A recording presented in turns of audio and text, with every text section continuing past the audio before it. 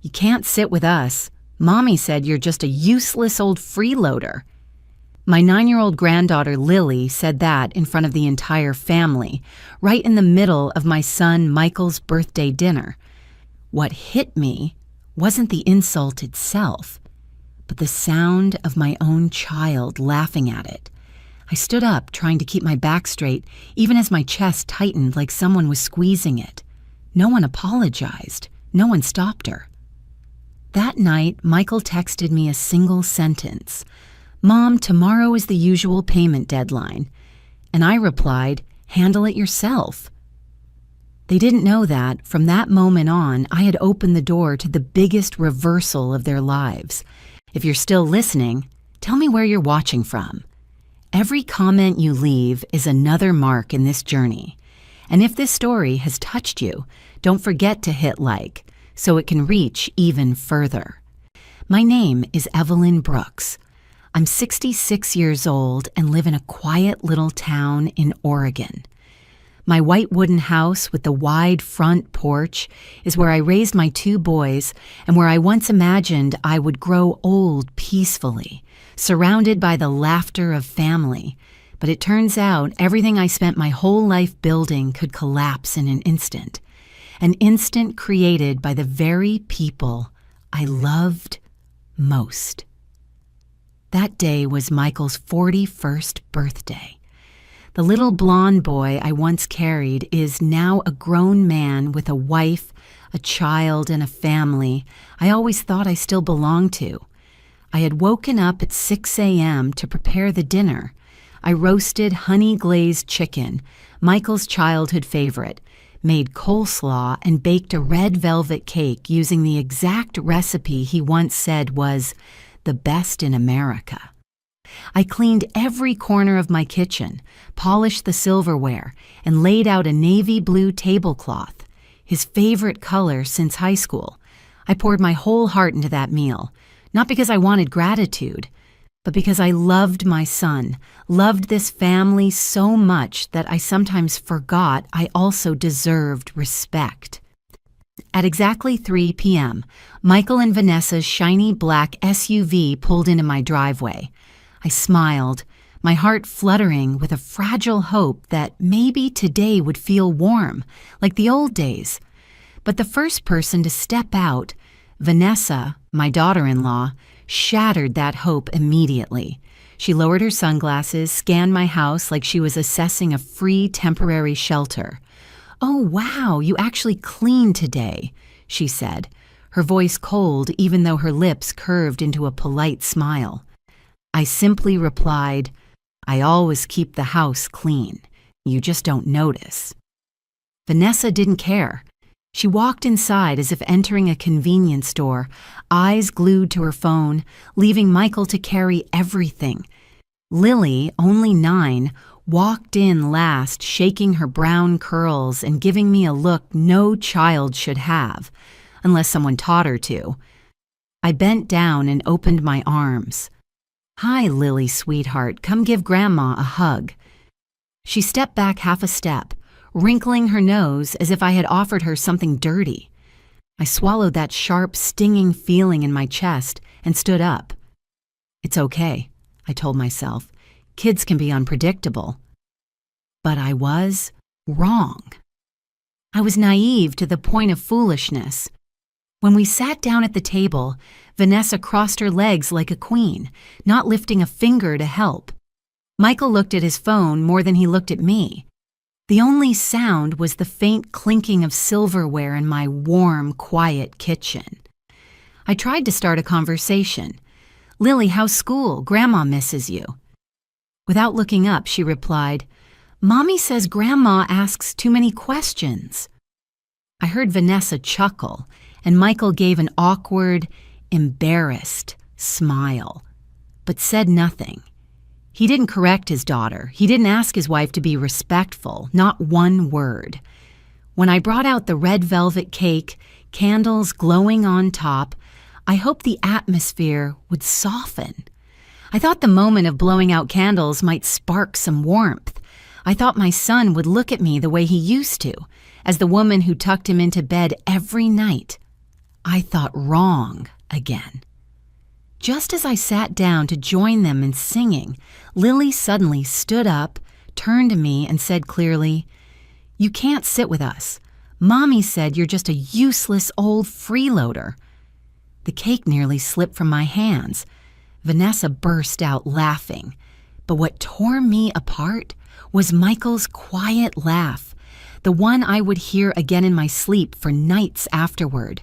The room spun. I stood up slowly so I wouldn't collapse.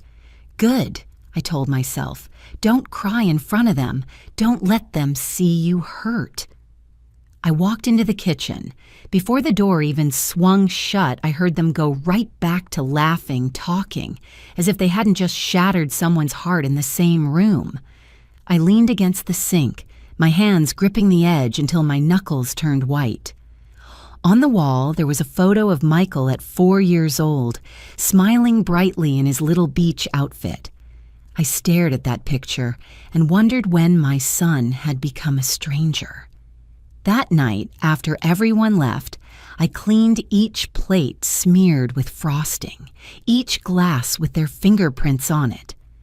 My house went quiet again, the kind of quiet that makes an older woman feel alone. My phone buzzed. Michael. "Mom, tomorrow is the usual payment deadline." The usual payment, meaning the money I had quietly wired into his account every month for 3 years, so he could keep up appearances with Vanessa, so his family never lacked anything, so Lily could attend private school, so Vanessa could carry a new designer handbag every season. I stared at that message for a long time. Then I typed 3 words, "Handle it yourself." And for the first time in 15 years as a single mother, I felt peaceful. Not because I saw my future, but because I finally saw theirs. I, Evelyn Brooks, had lived my whole life for my children. I once believed that's what a mother must do, but that birthday dinner woke me up. Love is not meant to be stepped on. I turned off the living room lights and walked up the creaky stairs to my bedroom. Each step echoed softly like the sound of a chapter closing. No one knew that as I sat by my window looking out at my winter garden, I was already thinking one thing: if they see me as a burden, then let's see how long they last without that burden. And I made a silent promise to myself. They would have to relearn their entire lives from the very lesson they began with ungratefulness. I didn't know that night that this small decision would trigger a domino effect, shaking the entire family, toppling illusions, revealing truths even I never expected. But I knew one thing for certain. That day was the day I stopped being dismissed and started reclaiming my life. The next morning, I woke just as the first light hit the pine trees behind my yard. I still heard Lily calling me a freeloader in my head, but strangely, the sting had hardened into something like a thin sheet of ice, cold but strong, protective. I put on my sweater, went downstairs, brewed my black coffee, and sat at my usual spot by the window, the place where every morning I watched the world move slowly.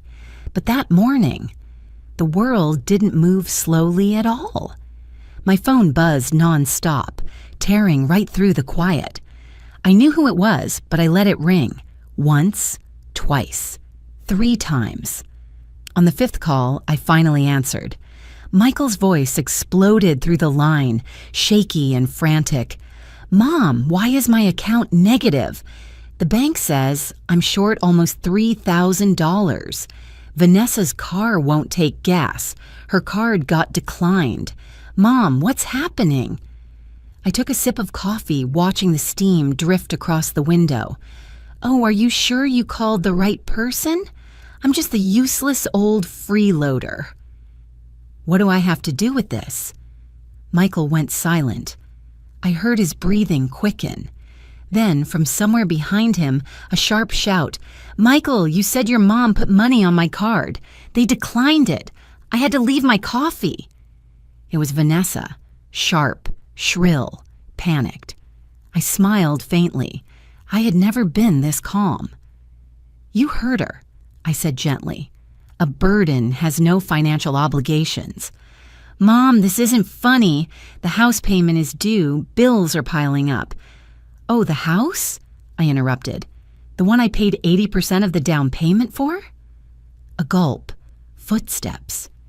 Maybe he was walking to a quieter corner. "Mom, what are you saying? You paid for us?" I walked to my wooden cabinet, took out a red folder, and set it on the table. "Michael, do you know what I've been paying for these past 3 years?" I pulled out each document, reading them like a grocery list.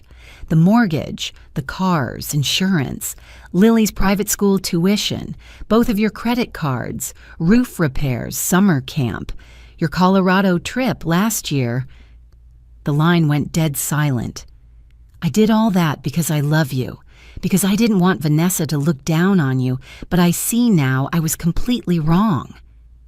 Michael stammered. "Mom, why didn't you tell me? Why didn't you say anything? Why should I? You're a grown man, Michael. You have a family, responsibilities. I thought helping a little would give you confidence." I paused. Turns out I only fed a habit. Just then, Vanessa grabbed the phone. "Lily is just a kid. She didn't mean it. Why are you blowing this up?" I laughed, a short, sharp laugh. Kids repeat what they hear. Children don't come up with insults for their grandmothers on their own. Vanessa went silent immediately. I continued. "Do you know why Lily spoke that way, Vanessa? Because she heard it at home, because you said it, because Michael didn't correct you. I don't blame Lily, but I will not tolerate the disrespect of adults." Michael's voice returned, desperate. "Mom, the bank is really going to take the house. I need you to—" "No, Michael." This time, my voice was stone. "Yesterday, you watched your daughter insult me. You laughed. When a mother is treated that way, no one has the right to ask her for anything." I heard him choke, a small, broken sound. I placed the papers down and flipped to the printed statements. "These are all the payments I made. You can come see them anytime, but listen carefully. From today on, I'm not paying a single cent more. You and Vanessa have 24 hours to do one simple thing: apologize, properly. If not, all support ends, permanently." On the other end, I heard Vanessa cry, not in remorse, but in fear of losing her lifestyle. Michael sounded like the weight of the sky had fallen on him. "Mom, you can't do this. I can't fix this on my own." "Michael," I said softly yet firmly, "I fixed everything my whole life. Now it's your turn." I paused, letting the next words land. "If you see me as a burden, then you must learn to live without that burden." A long silence followed, then a slammed door, a yell, Michael calling after her. I breathed in slowly. My kitchen glowed with soft morning light. My coffee was still warm. For the first time, I felt free. My pain hadn't vanished, but it had hardened into resolve, into steel. For 3 years, I supported a family that never thanked me. I protected Michael's pride. I let them build an image of me as an endless resource. That ended this morning. I set down my cup and closed the folder. Sometimes, to stand firm, an older woman doesn't need anyone behind her. She just needs to say enough. And that morning, for the first time in 66 years, I did. Michael called 2 more times, but I didn't answer. They needed time to face themselves, to understand that everything in life has a price, including a mother's kindness. And in that silence, something became incredibly clear. I owed them nothing, but they owed me an apology I would never forget if it didn't come.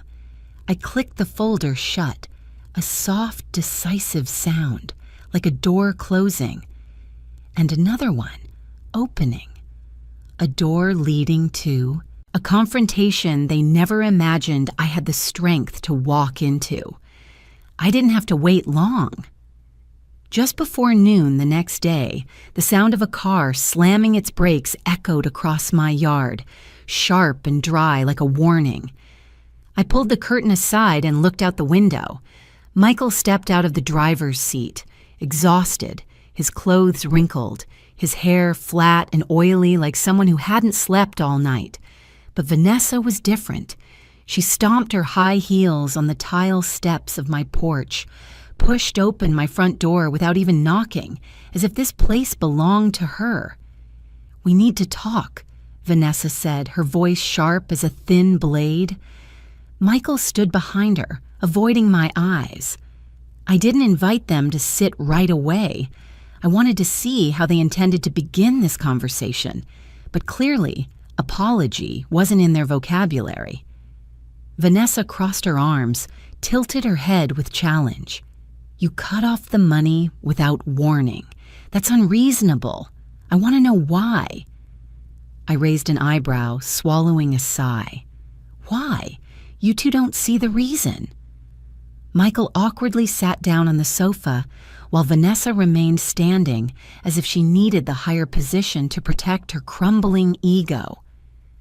"Mom," Michael said quietly, "we really need you to explain. Suddenly all the payments stopped. I can't handle—" I cut him off.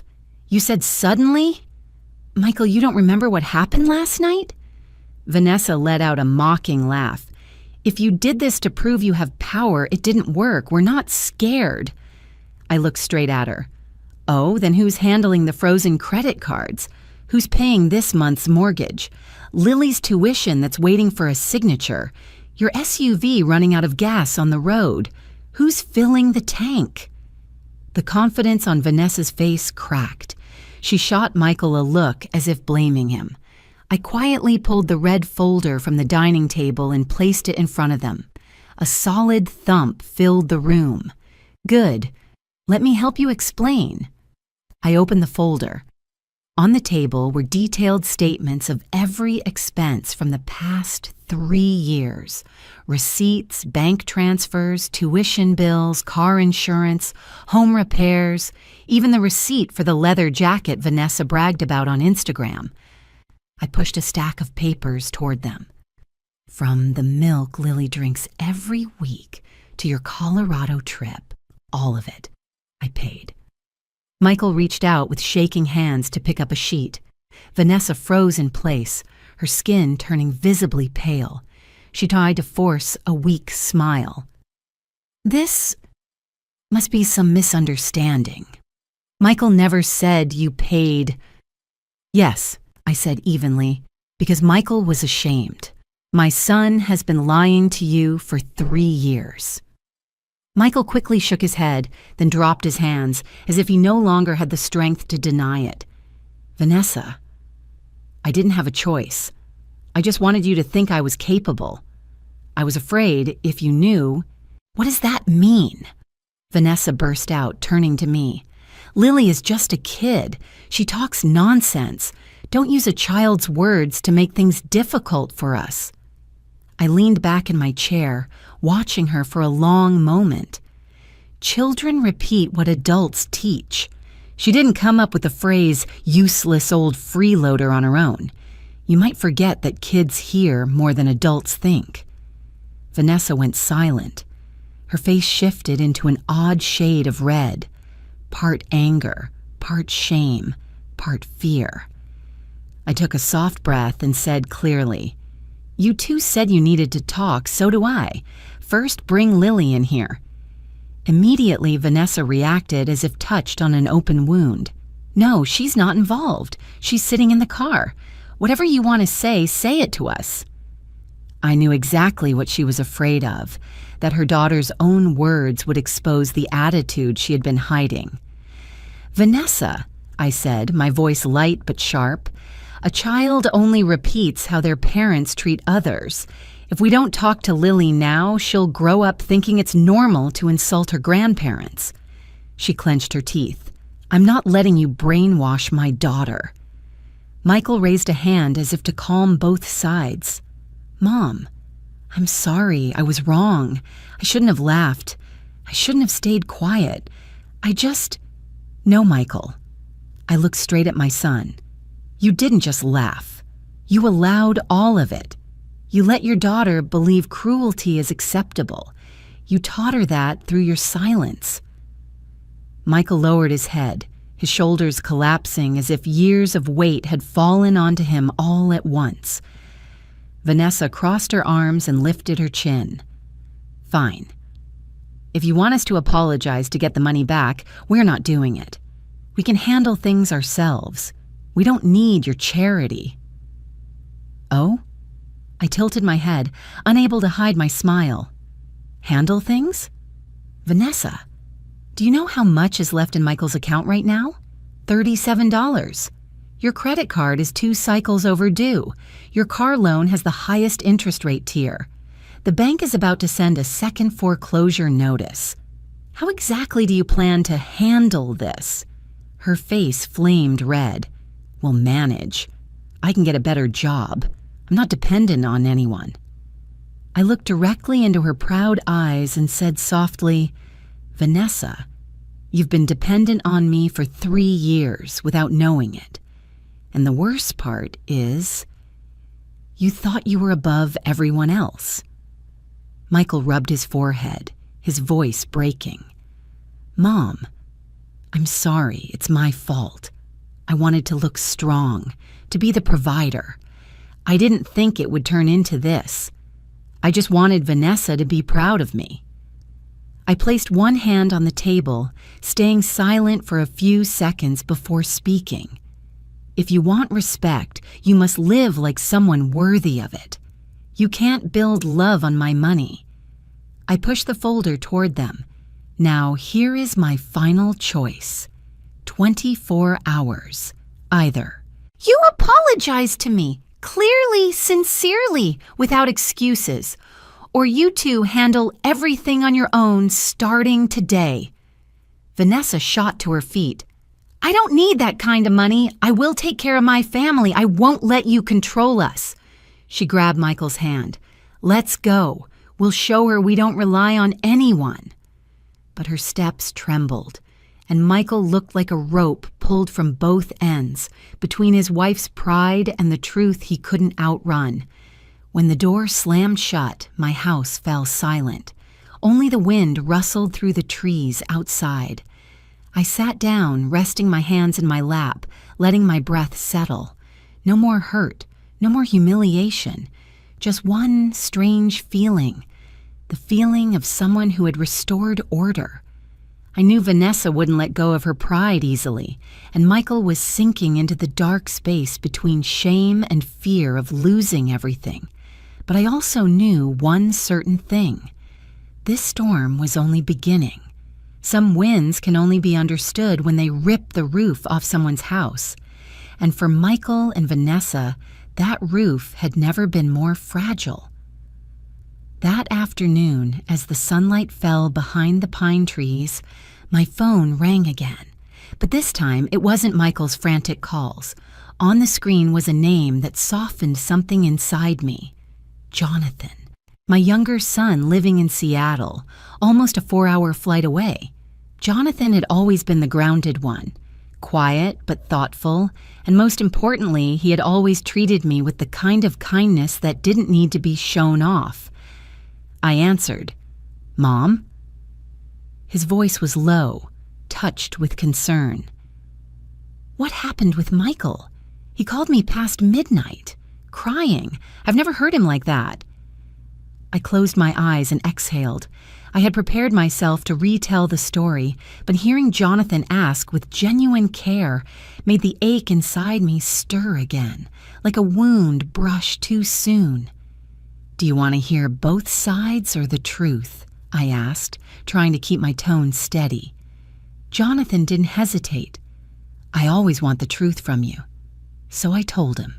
Everything. From Lily's insult, Michael's laugh, the entire family walking away without realizing how deeply they had cut me. I told him about the usual payment text, about Vanessa barging into my house as if I owed them answers. I told him how neither of them apologized, only demanded to know why I had unreasonably cut the money. Silence stretched across the line. Then Jonathan spoke, slow and measured. "Mom, I really don't know what to say. I had no idea Lily said that. But what Michael did, I'm so disappointed." His voice tightened. "I don't blame you for cutting support. Honestly, I think you should have done it a long time ago." I gave a faint, sad smile. "I know, but I always thought Michael needed time, needed the feeling of being supported to stand tall."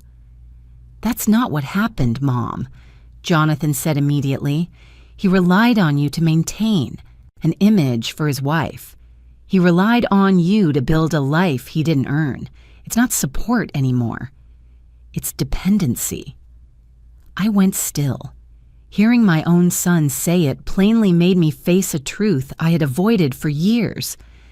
Jonathan continued, "To be honest, Michael needs this shock to grow up, and you need the distance so you're not taken advantage of anymore."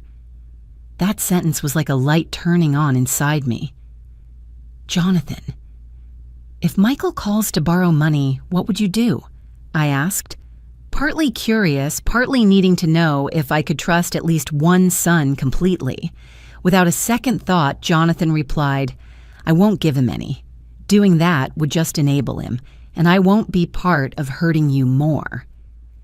Maybe I had been waiting years to hear someone in my family say that. I leaned back in my chair, looking out at the front yard, where the first yellow leaves of the season had begun to fall. "Thank you," I said softly, "not because you're taking my side, but because you see something I took too long to see." Jonathan's voice gentled. "Mom, you never asked for anything except respect. If someone can't give you that, they don't deserve your help." A warm wave swept through my chest. "If Michael needs emotional support, I'll still be here," I said. "But no more financial help, no more carrying everything while they sit back." Jonathan exhaled, as if releasing something he had been holding. "I support you completely. And, Mom, don't soften your heart again. You've been through enough." I let out a light laugh. "You're afraid I'll soften?" "Mom," Jonathan chuckled, "for the past 30 years, you've never understood the meaning of the word harsh. But sometimes, setting boundaries is the healthiest way to love." I stayed quiet, not because I was hurt, but because my son had just spoken straight into a part of me I didn't know anyone understood. "Don't worry," I said. "This time, I'm not stepping back." After I hung up, I sat for a long time, listening to the ticking clock in the living room. For the first time in days, I didn't feel alone in this battle. At least one of my sons was truly grown, balanced, thoughtful, and capable of love that didn't bleed others dry. I began rethinking everything. The years I spent trying to shield Michael, not realizing I was weakening him. I realized this family didn't just need a small wake-up call. They needed an upheaval, and cutting financial support was only the first stone dropped into the water. That evening, after a simple dinner of chicken soup and toasted bread, I went upstairs and opened the wooden cabinet my late husband left behind. Inside were old folders, business plans from 20 years ago, documents I had intended to organize many times but couldn't because the memories felt too heavy. I pulled out each folder: savings accounts, shares of the small real estate company my husband and I started when Michael was just out of college, papers I had never shown either of my sons because I had wanted them to stand on their own feet. But now I needed to review everything, not to help Michael or Vanessa, but to prepare the next step for myself. I sorted through each sheet, placing them back in order, feeling as though I was reorganizing my life. a life I had let others steer for far too long. When the night breeze drifted in through the window, rustling the curtains, I paused and looked out at the small forest behind my house, and I understood. For the first time in years, I was reclaiming control. Not control over anyone else, but control over my own life. Something age often tricks people into believing they've lost. I closed the last folder and rested my hand on its cover. I could feel it clearly. I was stepping into a new chapter, not with a broken heart, but with strength forged from the very wounds that once cut me. Because sometimes the people who hurt us the most are the ones who unintentionally give us the greatest gift, awakening. The next morning, a little after 8 a.m., I received a video call from Michael. But before I could pick up, the call ended. Not even 10 seconds later, my phone rang again. I knew this pattern. This was how my son called when he was truly panicking. I pressed accept. Michael's face appeared on the screen, gaunt, eyes red as if he had been crying or hadn't slept all night. "Mom!" His voice broke. "Vanessa, she left." I didn't act surprised. I set my tea down, kept my voice steady. "Tell me more clearly." Michael swallowed hard, as if his throat were filled with gravel. "Vanessa found out my real salary." He let out a strained laugh, a painful, defeated sound. "Turns out I only make enough to cover electricity, water, and some groceries. The moment you stopped helping, everything fell apart." I stayed quiet, not out of judgment, but because I wanted him to see his own reality with his own eyes. Michael continued, his voice trembling. "She said straight to my face, she didn't get married to live with a failure." Those words stabbed into my ears, even though they weren't aimed at me. I knew that kind of pain, when someone you once trusted sees you as less than your true worth. I sighed softly. "Where is Vanessa now?" "She packed her things last night, took her whole wardrobe, makeup, even the travel suitcase, then pulled Lily along. They're staying at her parents' house." His voice cracked. "Lily? She cried, but Vanessa said it was temporary, until I can prove I can provide." I closed my eyes, feeling my heart squeezed gently by an old, tired hand. Loving your child is instinct, but love doesn't mean rescuing. Michael collapsed into a chair, hands on his head. "Mom, I lost my family." It was probably the first time in my life I had seen my son so bare. No pride, no bravado, no illusions of success. Just a 42-year-old man standing in the ruins he played a part in building. I kept my tone calm, but never cold. "Michael, sometimes the truth itself will choose who deserves to stay." He looked up, eyes pleading for someone to pull him out of the hole he had fallen into.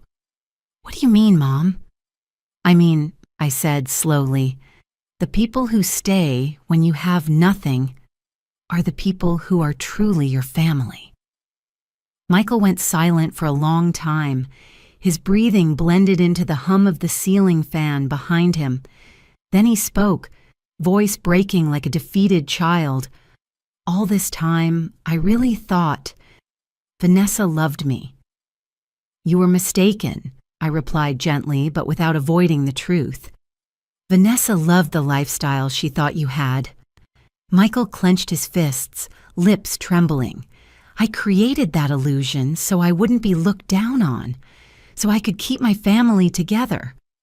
I looked straight into his eyes, not to scold, but to show him what I had seen long before he did. "You can't keep a family together with borrowed money or the money I sent in secret. All you did was delay the moment they saw who you really are."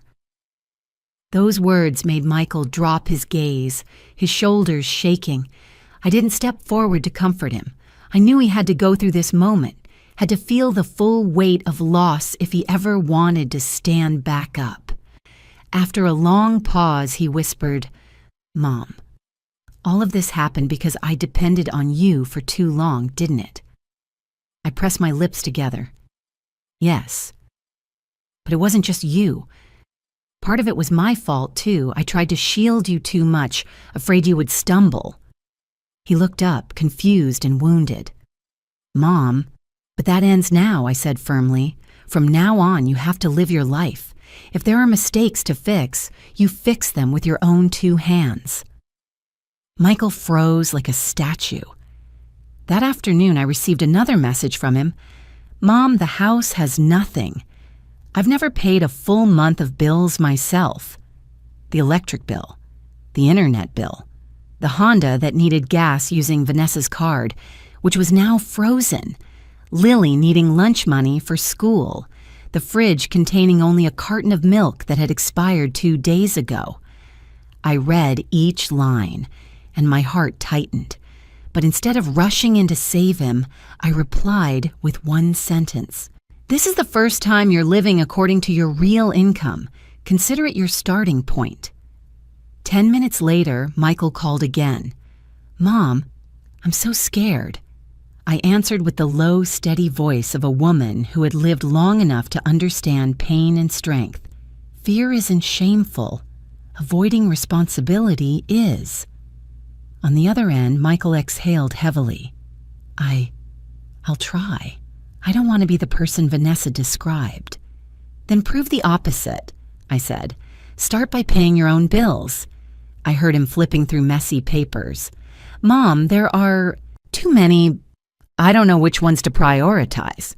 Electricity, water, food. If you can't pay the mortgage on time, call the bank and negotiate. Everything else, cut back. You don't need to live like before anymore." Michael was silent for a long moment before asking, voice small like a child waking from a nightmare, "Mom, will Vanessa come back?" I answered truthfully, without adding false hope. "If she loves you, she will. If she loves money, she won't." There are sentences that help people survive pain by touching the deepest part of it. That was one of them. That night, Michael sent the first screenshot of a bill he had paid himself. On the screen were the words, "Payment successful." For the first time in years, my son had done it on his own. I stared at the screen for a long moment, feeling as if I were watching a child take his first steps after refusing to walk for years. I only replied briefly, "Good job." No coddling, no exaggerated praise. Michael needed to learn that independence was normal, not a heroic achievement to be rewarded. In the following days, I watched his life from a distance. A house once full of noise now stood quiet. No more clicking heels from Vanessa, no more expensive perfume lingering in the hallway, no more Lily arguing with friends on the brand new iPad I had once financed. In that emptiness, I saw my son truly growing. Slowly, painfully, but undeniably. I understood one thing clearly. Breaking the dependencies I had accidentally created over the past 3 years would not be easy, but it had to be done. And the collapse of Michael's marriage was simply the inevitable consequence. Vanessa never loved Michael. She loved the income she believed he had. She loved the new car I bought. She loved the big house I paid for. She loved the generosity she assumed came from her husband. Now everything was exposed. Now the truth stood between them like a mirror no one could avoid. And I would no longer interfere. Sometimes being a mother isn't about catching your child. Sometimes being a mother means letting your son fall. So he learns how to stand on his own trembling legs. That weekend, Michael came to my house no longer in total collapse. He still looked tired, but there was a spark of life in his eyes. as if he had finally taken a full breath after years of suffocating himself. "Mom," he began as I poured tea, "I think you're right. Maybe I've never really grown up." I looked at my son, truly looked at him, for the first time without the mask he always wore. No pretending to be strong, no chasing an image of success he had invented. I gently placed my hand on his shoulder. "You're beginning now, Michael, and I'm proud of you, not because you're perfect, but because you're willing to face yourself." He lowered his head.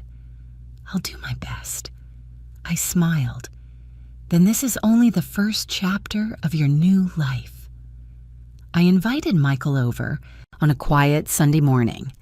Outside, red maple leaves dropped one by one, sounding like soft whispers of autumn. I stood in the kitchen making coffee, feeling an unusual calm. I knew the conversation about to happen would change the course of my son's life, and it was also a key step in the plan I had been quietly preparing for days.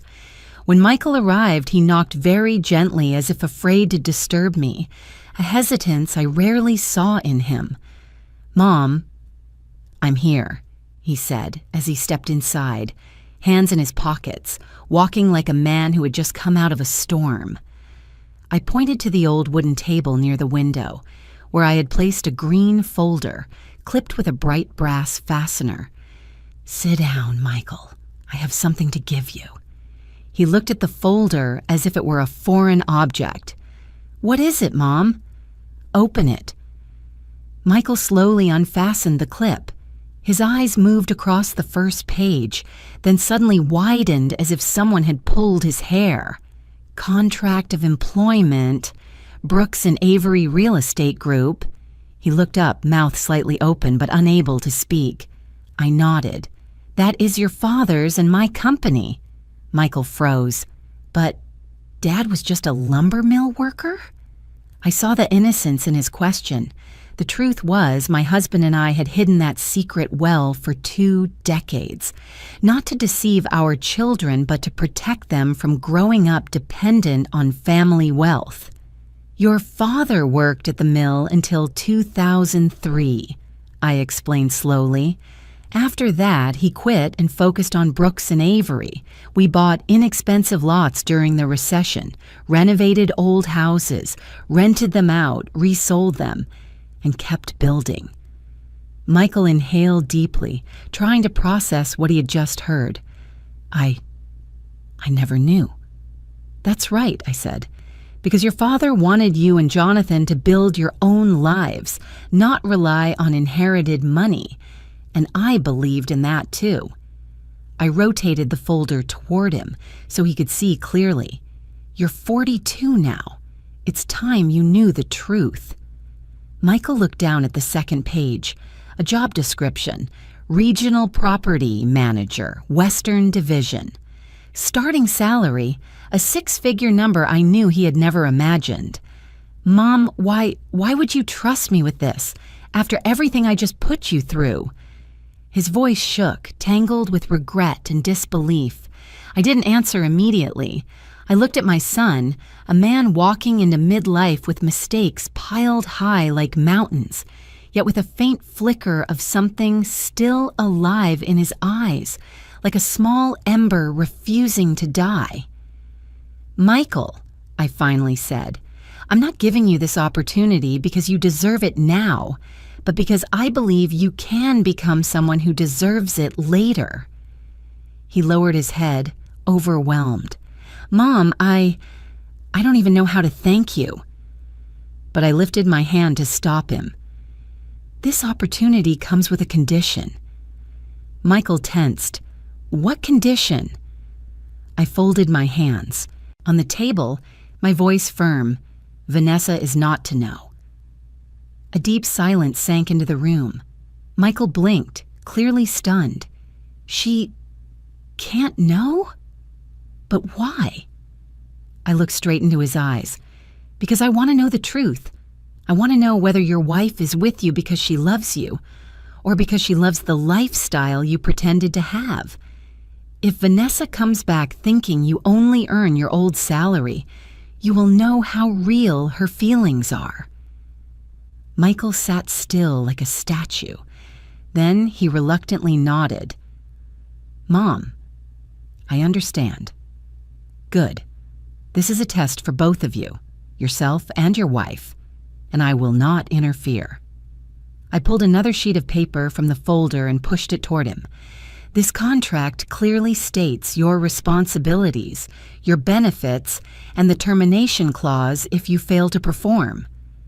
Michael read through it, then straightened his back like someone who had just regained a long-lost sense of pride. "If I don't do well," he began. "Then there will be no second chance," I continued. "I already told you. This is your last opportunity." Michael drew a long breath, lowering his head, his eyes filled with a rare determination. "Mom, I won't disappoint you again." I looked at my son and felt as if time were looping. I saw my husband's shadow behind him, the man who always believed Michael had great potential, only he had never stepped off the safety chair others placed beneath him. Perhaps if he were still alive, he would have given our son this chance too. Michael stood up, holding the folder to his chest like he was carrying a priceless gift. His voice softened, but was filled with gratitude.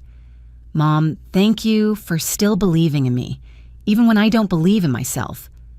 I smiled gently, though inside me was an ocean of emotion. From now on, let your actions answer everything. I will no longer hold you up.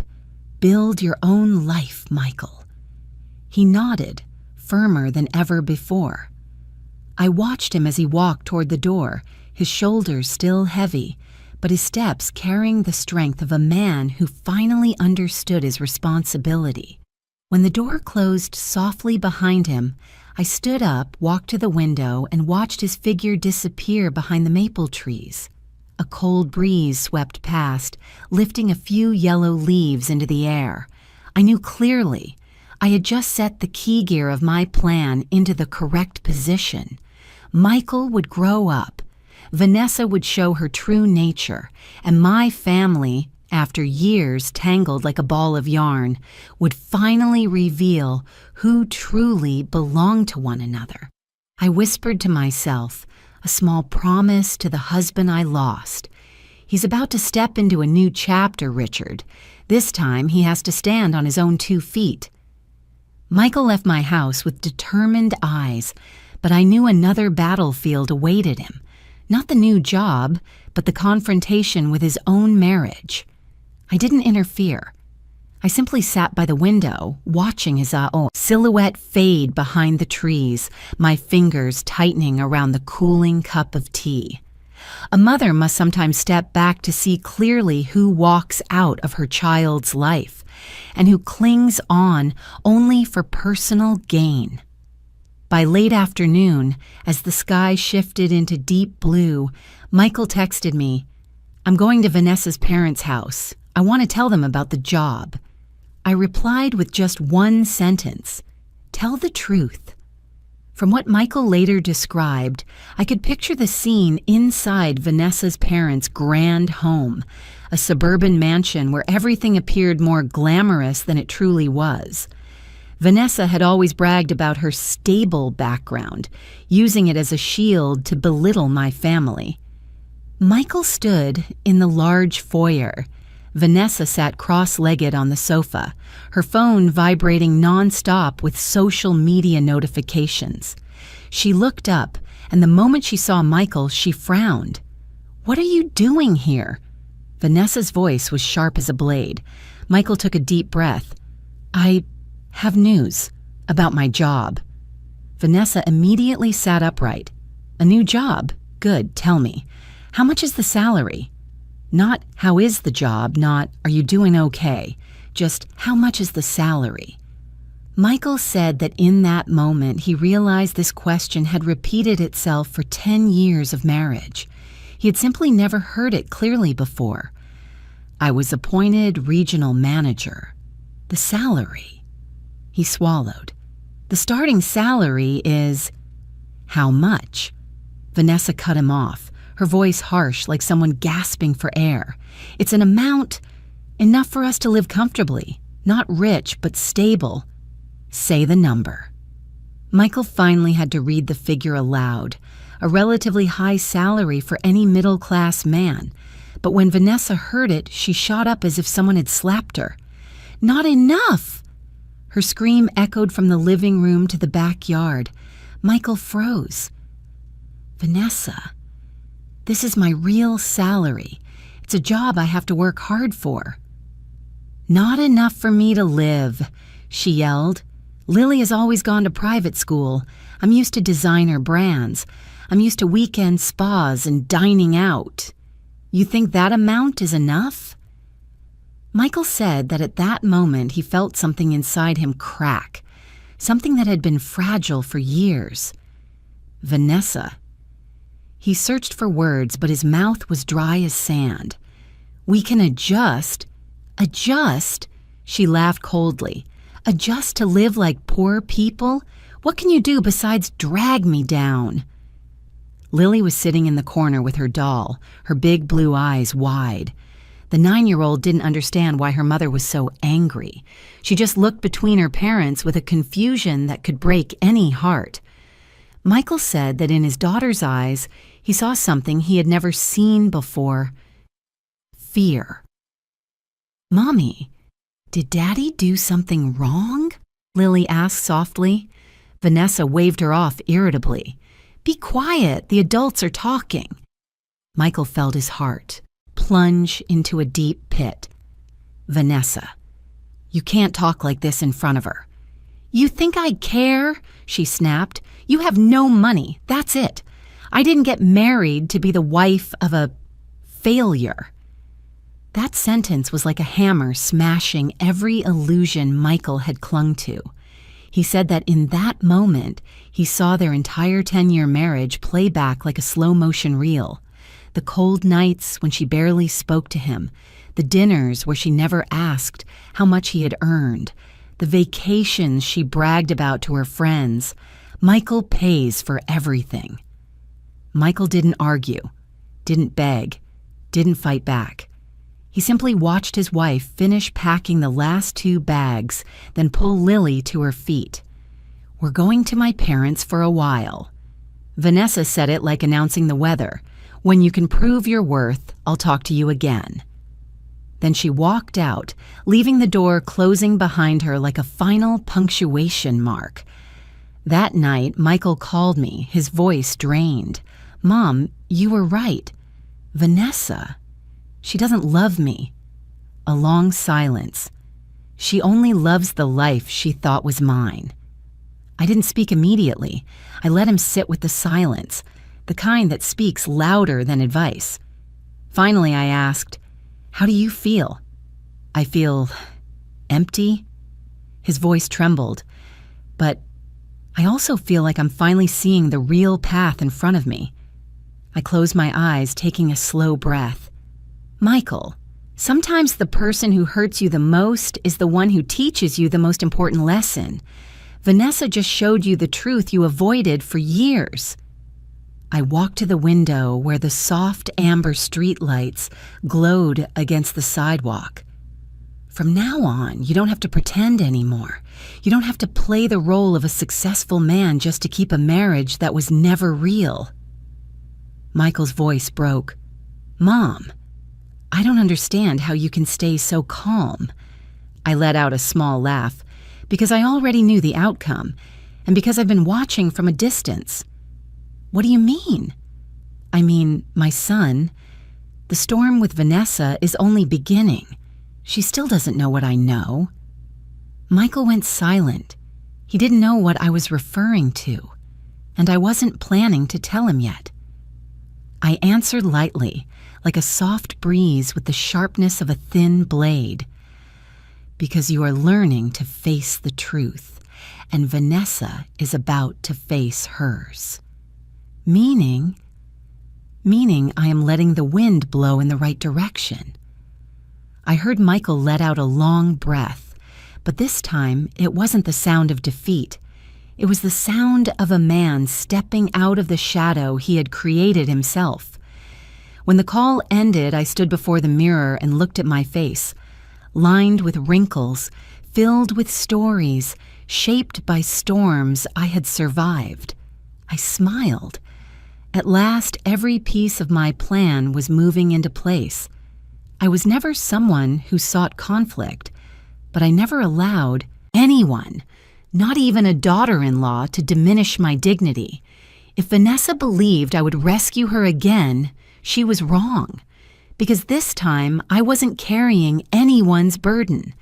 This time I was only directing the wind and letting the storm put every person exactly where they belonged. In the days after the confrontation between Michael and Vanessa, I kept my routine, waking early, brewing a cup of black coffee, and sitting by the window overlooking the small forest behind my house. But my heart no longer felt heavy. Once you see the true nature of things, your mind becomes strangely clear. I knew Vanessa would soon face the consequences she chose, and I knew I was ready for the next step. Not out of revenge, but out of fairness.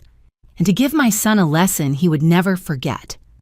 I called Brenda, my personal attorney for 18 years, a woman so sharp she could predict an opponent's next 3 moves just by reading a single line of a report. "Brenda," I said, "I need you to investigate someone's finances. His name is Derek Monroe." Brenda paused for a second, longer than usual. "Vanessa's father, correct? Any particular reason?" "I want to know the real picture of that family," I replied, as clearly as possible. Brenda asked no further questions. We had worked together long enough to understand that the things I didn't say were the ones that mattered. 3 days later, exactly at 7 p.m., the time Brenda always sent important reports, my phone lit up with a PDF file over 100 pages long. I opened it and read line by line, item by item, number by number, until my heart grew still. Derek Monroe's convenience store chain was drowning in debt, unpaid employee wages, unpaid suppliers, unpaid taxes, and most importantly, placed under expanded investigation by the IRS. Brenda added a short note, "Evelyn, he may face prison in 6 to 9 months." I sat in my chair for a long time, not out of shock, but because every missing puzzle piece had finally come together. Vanessa always bragged about how successful her father was, but it turned out her entire family lived off a thin coat of outward glamour, one that was now peeling away. They were no better than Michael at this moment, perhaps even worse. The next morning, I sent the entire file to Vanessa anonymously, a short email, no signature, with only one sentence. "The truth is not always what it appears to be." I didn't have to wait long. That afternoon, Brenda texted me, "Vanessa just contacted another lawyer. She's panicking now." I smiled, not out of satisfaction, just the feeling that everything was unfolding according to its own logic. No one can use money to look down on others, especially when that money does not actually exist. 2 days later, while I was watering the plants in the yard, a shiny black SUV stopped at my gate. I looked from a distance and immediately recognized the man stepping out, an expensive gray suit, a slightly crooked tie, dark circles under his eyes from lack of sleep. Derek Monroe. He, the one who once looked down on me at Michael's birthday party, the one who said, "Michael's family should learn to strive harder," the one who called me an unemployed old woman living off her son. Today he stood outside my gate, his hands clasped tightly together. I let him wait 4 minutes, not for revenge, but so he would understand that today courtesy was something he needed to relearn from the beginning. When I walked out to open the gate, Derek immediately bowed his head. "Mrs. Evelyn, please give me a few minutes." His voice trembled, completely different from his former arrogance. "I'm listening," I said, keeping my tone calm. Derek took a deep breath. I'm asking you to help Michael and Vanessa reconcile. My daughter, she's falling apart. Everything happened too fast. I know she hasn't behaved properly, but please, give them a chance." I folded my arms, leaning lightly against the gate. "You came to ask me that? After everything your family has said to me all this time?" Derek bit his lip, lowering his head even further. "I know. I was wrong. I misjudged you. But now is not the time to talk about the past. I just hope you can open your heart a little." "Open my heart?" I repeated, tilting my head slightly. An interesting phrase, especially coming from someone who's in trouble with the IRS. Derek turned pale. Clearly he understood that I knew the truth. I didn't come here to argue." He tried to remain composed. "I came to beg. Vanessa will collapse if her marriage falls apart, and Lily as well." I let the silence stretch. Silence is what makes people reveal the truth. Finally, I said, "All right, I'll sit down and talk, but the rules are set by me." Derek looked at me, his expression mixed with relief and fear. "Thank you. I appreciate it." I neither nodded nor smiled. I simply turned, opening the gate just enough. "Go home and rest. When I'm ready, I'll contact you." Derek nodded repeatedly, then hurried back to his car, as if standing in front of me was a weight too heavy for him to bear any longer. When the SUV left the neighborhood, I stood in the yard, watching the maple leaves swirl in the autumn wind. Some people think retaliation means causing immediate pain, but I'm different. I don't need to do anything. I just need to let the truth reveal itself. And the truth now was very clear. Vanessa's family was not wealthy, not stable, not powerful. They were collapsing under the shiny facade they had built. Vanessa thought Michael was the burden, but now she knows.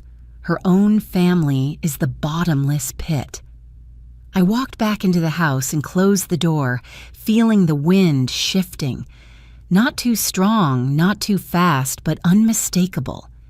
Vanessa's storm was only beginning, and I, the one who had once been, dismissed, insulted, pushed away from my own son's dinner table, was now the one directing the wind, choosing the direction and the timing. I placed my hand on my chest, feeling the steady, quiet rhythm of someone who had lived through many years of hurt and finally understood that true strength is not in shouting. It lies in clarity, in knowing how to wait, and in knowing exactly when to push a door, so that the entire room behind it collapses on its own. I gave a thin smile, almost invisible in the fading light. "Vanessa," I whispered, not with malice, but like a prediction. "You've only made it through the first round." I chose a late weekend afternoon to take the next step, not for revenge, but to restore the order this family had lost. The golden light of the day slanted through the living room window, casting a long shadow on the wooden floor. I stood there, glancing at the clock, my heart calm in a way that felt unusual. Exactly at 5 p.m., the doorbell rang. I opened the door and saw Vanessa standing on the porch. Her clothes were far simpler than before, her hair tied back hastily, her eyes swollen from sleepless nights. Beside her was Lily, wearing a pink backpack, holding tightly to her mother's arm. No trace remained of the prideful woman who once looked down on me. A cold wind swept past, fluttering the hem of Vanessa's shirt. We're here," Vanessa said softly, barely daring to meet my eyes. I stepped aside, offering space. "Come in, we need to talk." Lily walked in first. The moment she saw me, she stopped, bowed deeply, and said in a trembling voice, "Grandma, I'm sorry." I shouldn't have said that on Daddy's birthday. I didn't know. I didn't understand. Her voice broke, her eyes shimmering with tears. I stood still for a few seconds, letting myself feel the sincerity. This time, I knew the apology wasn't forced. Children have strong intuition. When a family falls apart, they sense who truly loves them. I gently placed my hand on her shoulder. Grandma knows. You were just influenced by adults. What matters is that now you know what's right. Lily rushed into my arms. A small hug, but enough to soften the heart of a woman who had survived many storms. Vanessa watched, her hands twisting together, her thumb rubbing her wedding ring until her skin turned white. She sat down, her shoulders slumped like someone who had lost her balance. She tried to speak, but the words came out like they were dragged over gravel. I'm sorry for what Lily said and for what I said to Michael. I sat across from her, my hand wrapped around a warm teacup. Are you sorry because you feel guilty or because you're desperate? The question made Vanessa freeze. 2 seconds of silence felt like a full minute. I saw her throat tighten as she swallowed. Both, she finally said, but I don't want my family to fall apart. I looked straight into her eyes, now void of all sharpness. Then we're going to reset the rules. I opened the folder on the table. Inside were 4 pages of documents Brenda had drafted with full clauses. This is the agreement between me, Michael, and you. I said each word clearly. 4 conditions. If you agree, I'll support your family's chance to reconcile. If not, you're on your own. Vanessa swallowed. I'm listening. I took a deep breath, then began. First, Michael must be financially independent. You may not control, demand, or require access to his paycheck. Vanessa's eyes widened. I don't control, but if he can't, I raised my hand to stop her. You need to learn to live within your real means. She bit her lip but nodded. Second, you will work part-time at my company, a basic position, basic pay, no special privileges. Vanessa shot up from her seat, nearly shouting, "You want me to work for you?" "No," I answered calmly. "I want you to relearn the value of labor. If you accept, I will pay you fairly. If not, you're free to find work elsewhere." Vanessa trembled with anger, but she didn't argue. Desperation has a way of teaching silence. Third, Lily must apologize publicly before the family. Lily looked up, worried. I stroked her hair. "Not to embarrass you, to teach you responsibility even as a child." Lily nodded hard. "I'll do it. I'll say sorry to Daddy in front of everyone." I smiled at her, a smile I rarely gave to adults. "Fourth," I said, turning to Vanessa, "you must also apologize publicly. No excuses, no deflecting, no blaming everything on Michael." Vanessa's face drained of color like I had asked her to step off a cliff. "You want me to humiliate myself in front of the family?" "No," I replied. "I want you to learn humility, and I want Michael to see that you are truly changing, not because of money." The air grew heavy. Only the ticking of the wall clock filled the room, reminding Vanessa that her time was running out. Finally, Vanessa's hands dropped, and she sank back into the chair. "I agree." Her voice was as soft as the wind. I agree to everything." I didn't show triumph. I simply turned to the last page of the folder. "This is a binding contract. There are penalties if you break any of the 4 conditions." I placed the pen in front of her. Vanessa stared at it for a long time, her hand shaking so badly the cap clicked against the table. She signed, slowly, each stroke seeming to pull the air out of her chest. Once she finished, Lily ran to me, wrapping her little arms around my waist. "Grandma, I'm really sorry. I love Grandma." I bent down to hug her back. It was a hug I hadn't known I needed. I looked at Vanessa. "You know, I don't hate you. I never did. I only hated how you treated my son. But today, you have a chance to change. And so do I." Vanessa lowered, her head, her hair falling forward to hide half her face. I'll do it right. I promise." Promise. A simple word, but when spoken by someone who had lived pridefully her whole life, it weighed more than metal. I stood up, gathered the documents, and said, "Get ready. We're going to hold a family gathering. There, everyone will hear the sincere apologies, and they will witness our changes." Vanessa looked up, anxious. "When?" "Saturday evening." "That's so soon. You'll manage," I cut in, "because that is when the real test begins." I glanced at Lily, who was still holding her mother's hand. This family has a chance to heal, but it must start the right way. I turned and walked toward the kitchen, placing my hand on the wooden counter, feeling each grain the same way I felt the journey I had walked. In my heart, a quiet thought rose. The queen had fallen, but a family can rebuild if they learn to bow at the right time. I knew the public battle still lay ahead, but I was ready. And this time, I would be the one redefining the word family. Saturday evening arrived faster than I expected.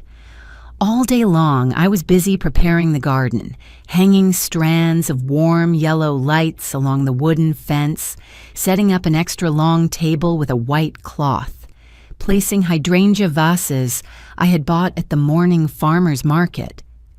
I wanted the space warm enough for emotions to be expressed without anyone feeling judged. By 7 p.m., the lights were on and the whole garden glowed with a soft, summer gathering kind of warmth. But no one was comfortable. The atmosphere was tight as a stretched string. Michael's siblings were there. Jonathan had flown in from Seattle, standing beside me like a quiet anchor. Vanessa's family also came, looking awkward and guarded. Her mother pulled her coat tight around her, and her father, Derek, stood still, his face heavy as stone. I watched everything in silence. Then Lily stepped out. She wore the light blue dress I gave her last year. Her small hands were clenched, her lips trembling, but her eyes, those eyes shone with the courage of a child who had gone through more upheaval than any little girl should. I gave her a small nod, and she nodded back. Lily took a deep breath, then turned toward the whole family. I'm sorry for what I said at Daddy's birthday." Her voice shook like a thread pulled too tight. "I said Grandma was a freeloader, but I didn't understand. I just repeated Mommy's words. I was wrong, really wrong." Her voice tightened. "Grandma, I'm truly sorry." The whole garden went silent, quiet enough to hear the wind move through the maple leaves. Then Lily burst into tears, a clear, piercing cry, painful but not shameful, the cry of a child beginning to understand responsibility. I walked over and held her. "Grandma forgives you, and Grandma is proud of you." Suddenly, behind us, the family began to clap, not loud applause. Soft, small, but sincere. I saw Michael's eyes turn red. Jonathan touched my shoulder gently. Even Vanessa's mother bowed her head. But everyone's attention shifted when Vanessa stepped forward. I had never seen her like this. No glossy nails, no elegant silk dress. Vanessa stood there in an old sweater and simple jeans, her face unable to hide exhaustion. She walked toward me slowly, like someone carrying the weight of an entire world. Then, before anyone could react, Vanessa sank to her knees. A wave of whispers rippled across the yard. Her parents froze. Michael was stunned, and I stood still, looking straight at her. Vanessa's voice came out hoarse and slow, each word dragged from the deepest part of her humiliation. "Evelyn, I'm sorry. I'm sorry for the years I was ungrateful, disrespectful, and hurtful to you. I'm sorry I let my eyes be blinded by money and pride. I'm sorry for treating Michael like a burden." Her shoulders shook as if they might break. "I know. I've done so much wrong. I want to make things right. I want to be a better mother to Lily and a grateful wife to Michael. Please, forgive me." I heard someone inhale sharply behind me. Clearly her parents had never imagined seeing their daughter kneel before anyone, let alone before me. The shame on their faces said everything. I let the silence stretch. Then I leaned down and placed my hand on her shoulder. "Stand up." She looked up, eyes red and wet.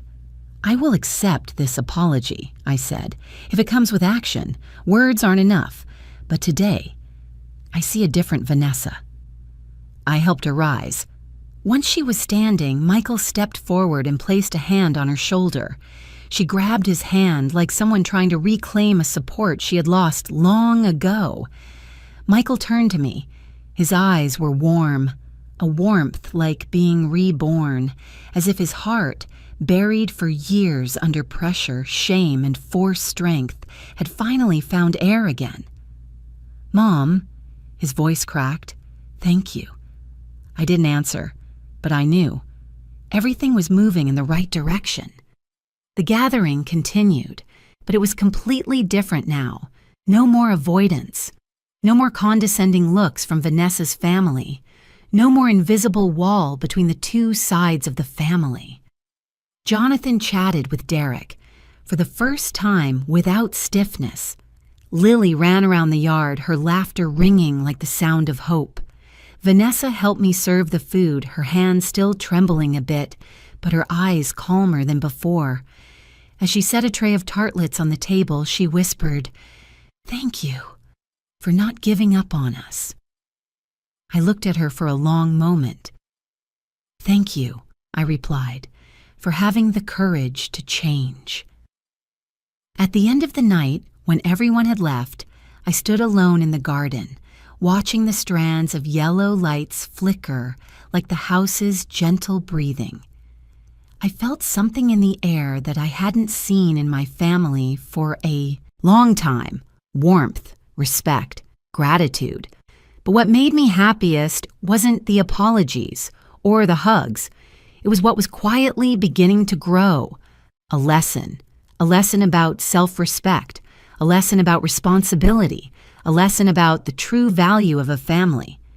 I looked up at the night sky where a few scattered stars were glowing. In that moment, I thought of my husband, the one who had gone before me, the one who once believed our family would find its way back someday. I whispered softly, "Richard, do you see it? Everything is finding its place again. You'd be proud of us." And I knew. Tonight, a new chapter of my family had begun. 3 months passed so quickly that sometimes I had to ask myself whether everything that happened was real or just a long dream. A dream where all the broken pieces were gathered and rearranged into something new, not perfect, but stronger. The change came from the smallest things, and those small things slowly pulled my entire family in a new direction. Michael called me almost every night not to ask for money, but to share his work updates with the quiet pride of a man standing steadily for the first time on his own ability. "Mom, today I closed the duplex in Tacoma." "Mom," my supervisor praised how well I handled the Western Division. "Mom, this month, I paid every bill myself." I sat at the kitchen table listening to him, my heart light as early season wind. No more desperate clinging, no more shame, no more slumped shoulders waiting for rescue. Michael, the son who once lived inside a shell of pride and fear of failure, was truly growing up at 42. I silently knew my husband Richard would be smiling with pride. and Vanessa. If someone had told me 3 months ago that my daughter-in-law could become a woman who listens, who thanks, and who corrects herself, I would never have believed it. But I saw it with my own eyes, little by little. She came to my company on time every day, even if it was only a part-time customer service job. In the first days, her hands shook when customers complained, but just weeks later I saw her guiding new clients, her eyes no longer arrogant but calm and patient. One afternoon, Vanessa walked into my office while I was reviewing the quarterly report. "Mom," she hesitated, "thank you because of this job. I feel useful." I looked at her for a moment. Her face had less makeup, but it was more beautiful because of its honesty. "You did it yourself," I said. "All I did was push a door open." Vanessa gave a soft laugh, her eyes a bit red but full of a gratitude I had never seen in her. Lily was the biggest surprise of all.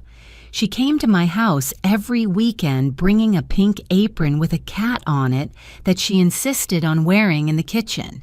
She learned how to slice carrots, whisk eggs, and season salt with the kind of careful seriousness that was almost funny. But what touched me most was the sentence she said almost every week. "Grandma, I love being here. I feel peaceful." A 9-year-old saying peaceful with such sincerity is rare. I knew she could feel the difference in how I treated her. No pressure, no scolding, no tension. Just quiet air, the soft sound of chopping vegetables, the smell of baked goods mixing with peppermint tea.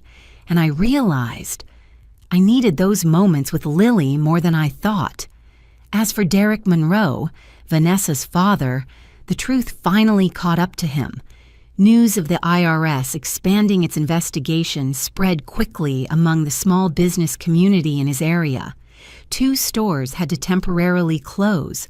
Another was sued by a supplier for unpaid invoices. Derek, who once held his head high in front of me, now quietly texted Vanessa, "Evelyn's son and daughter-in-law are the only ones helping us keep any shred of dignity." And then, one rainy afternoon, Vanessa came to my house, her eyes still swollen. "Mom," she said, "if you hadn't investigated and sent the documents early, we don't know what would have happened to my family. Thank you for saving us." I didn't take credit. I simply placed my hand over hers. "Whether I saved you or not doesn't matter. What matters is that you learned what you needed to learn." Vanessa lowered her head. "Yes." In those 3 months, I realized something precious. I no longer felt used. No one came knocking to ask for money. No one said disrespectful or belittling things to me. No one dumped responsibility on my shoulders and walked away. They came to ask my opinion, for guidance, to share small joys, big worries, or simply to sit in the kitchen and listen to me brew tea. For the first time in many years, I felt like I was in the right place. Not the family's bottomless wallet, but the head of the family, the steady center, the one who brought experience and calm. Jonathan was the first to notice. On his most recent visit, he looked around the house, saw my children talking together, saw Vanessa clearing plates, saw Lily grinning as she placed spoons into dessert bowls, then turned to me. "Mom," he said, his voice full of emotion, "you did something most people can't. You brought the whole family back on track." I laughed. "Jonathan, I just did what needed to be done." But he shook his head. "No, you did more. I'm proud of you." My heart warmed as if someone had wrapped a soft wool scarf around me in winter. Then one morning, while I was watering the tomato trellis, I suddenly realized something simple but important. My life was finally peaceful. No more quiet sobs in my bedroom out of hurt. No more silent disappointment when opening messages filled with demands. No more feeling like a burden. I had learned to love myself before loving the people I cared for. And when I did that, my family learned to do the same. Finally, I sat down on the wooden chair in the backyard, watching sunlight filter through the leaves, listening to Lily's laughter drifting out from the kitchen. Michael was showing Vanessa how to cook the pasta dish he had just learned from a coworker. Jonathan was on his way, saying he would bring an apple pie. I wondered. In all the years I spent struggling and trying to hold everything together, had I ever imagined I would see this? A family that isn't perfect, but knows how to love the right way. A family that knows how to apologize, how to correct itself, how to rise again. A family where I no longer have to endure, but can actually enjoy. I leaned my head back slightly, closed my eyes, and said softly, "Richard, everything is finally okay." And I knew this wasn't just 3 months that changed their lives. It was 3 months that changed me. There were afternoons when I sat alone on the porch, watching the golden sunlight spill across the grass, like a warm blanket stretching to the end of the yard. In that quiet, I often thought about the journey of the past few months, a journey that started from a humiliating birthday party, from a sentence spoken by a child I loved, and from the laughter of my own son. Just one moment that seemed meaningless, yet enough to open an entirely new door. I thought about the version of myself that day, standing silent in the middle of the laughter, chest tight as if being squeezed, heart so empty it felt numb. And I also thought about the me of now, calm, strong, understanding my own worth more clearly than ever. I, Evelyn Brooks, am no longer the old freeloader in anyone's eyes, not because they changed what they called me, but because I changed myself. Looking back on the past 3 months, I understood something I never had the courage to face before. Sometimes, if we want others to grow, we have to let them hit bottom. We have to let them see the bare truth they've been avoiding. Michael needed to see his own weakness in order to stand on his own feet. Vanessa needed to lose what she thought was secure to understand the real value of family. Lily needed to learn that responsibility begins with even the smallest words. And I needed to learn to stop sacrificing unconditionally, because when you give too much without setting boundaries, love becomes a burden, and kindness, without limits, becomes a bridge for others to walk across without ever looking back. Now my family has changed. Not perfect, not always harmonious, but there is respect. There is listening. There is gratitude. Something I once thought I would never receive from my own flesh and blood. Michael works hard every day, and sometimes just seeing him step out of his car with confidence makes my heart feel as light as the wind. He is no longer someone who only knows how to take, but a man who helps, who makes up for the past, who apologizes, and who repairs what is broken. Vanessa has learned the greatest lesson of her life, that a strong woman is not someone who demands, but someone who stands up after she falls. I don't need her to be perfect. I only need to see that she is genuinely trying, and I have seen that. And Lily. Every weekend, her laughter in my kitchen is the sound that makes my house feel young again, as if life itself wanted to give me a second chance to guide a child through love rather than through exhausting sacrifice. I look at my family and realize I am no longer pushed to the side. I am the keeper of the flame, the one who reminds them to be kind, the one who teaches them gratitude, something the younger generation often forgets. These days, the late years of my life have become wonderfully light. I have time to cook the dishes I enjoy, read books in the morning sun, tend to the lavender bushes in my yard, and listen to my children's and grandchildren's little stories without swallowing any hidden pain. No one knocks on my door asking for money. No one sees me as an obligation. No one forgets my presence. They come because they want me there, not because they need something from me.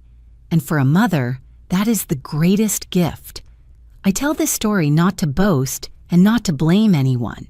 I tell it because I know there are so many people out there like me, mothers, grandmothers, older women who are dismissed, overlooked, treated as old, unnecessary, or a burden.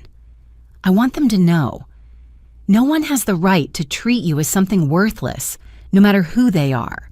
Not your husband, not your child, not your daughter-in-law or son-in-law.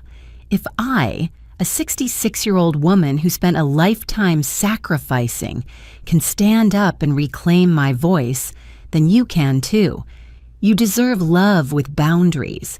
You deserve respect. You deserve to be heard. If my family can change, then yours can too.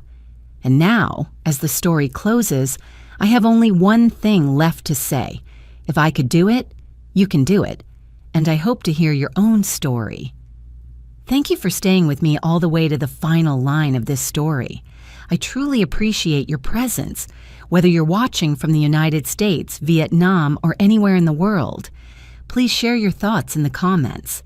Have you ever experienced a moment that woke you up the way mine did? If you enjoy stories like this, please like, subscribe, and stay tuned for the next ones.